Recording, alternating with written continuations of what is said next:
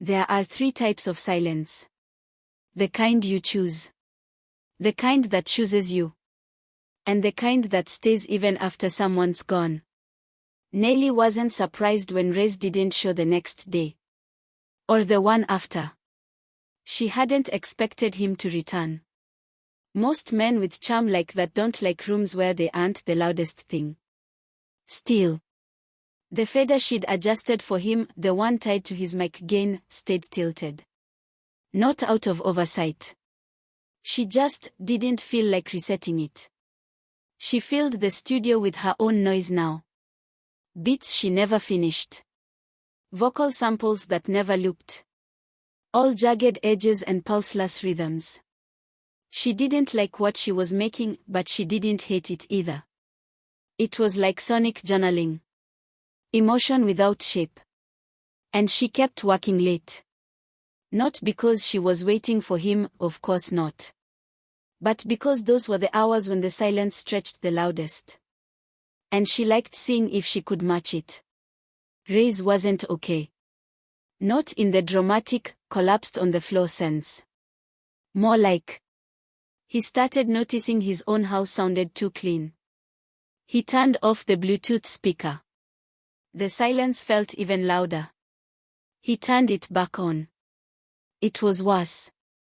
Everything he played sounded like it was lying.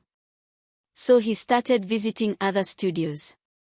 Fancy ones with glass floors and engineers with trendy jawlines. But they all had mirrors. And none of them had Naeli. She hadn't said more than 10 full sentences to him that night. But her silence was the first thing that ever made him want to rewrite a verse. 3 nights later, he came back. Naeli didn't blink when he walked in. She just slid her chair half a meter left. He took the spot beside her, uninvited but not unwelcome. There were no jokes this time. No a "what's up" sound girl. Just the soft hum of gear warming up, the creak of his chair, and his voice, low, unfinished, asking. "Can we try again?" She nodded. And pressed record. What came out of him wasn't polished. It wasn't slick, or smooth, or sexy. It was raw. Half-said truths, broken meter, real breath between bars. Naeli didn't interrupt. Didn't glance at the screen. Didn't reach for notes. She just listened.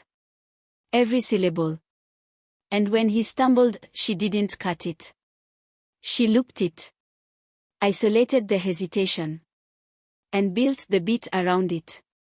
Hours passed. They didn't speak. They just built. And then, around 3:17 a.m., the song just ended. Rheis leaned back, rubbing his eyes. Naeli finally exhaled.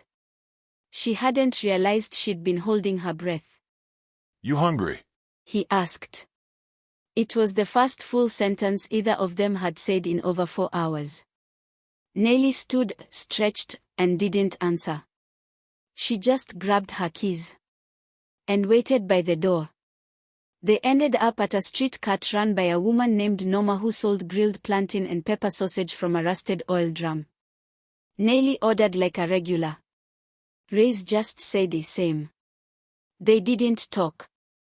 Not because there was nothing to say. But because there was nothing they wanted to ruin by saying it too soon. Later, outside her building, Rheis didn't ask to come up. He leaned on her motorbike like it was his. She didn't stop him. She asked, "You gonna disappear again?" He looked up at her. "You gonna care if I do?" She didn't answer. Just pulled her hoodie back over her head and walked inside. But he waited 5 whole minutes in the dark before he left. Just in case she came back. The track they made that night stayed untouched on the studio computer for 5 days. Naeli didn't open it. Rheis didn't ask about it. But both of them kept hearing it in their heads. Because that's what real noise does. It doesn't need to be played. It just stays.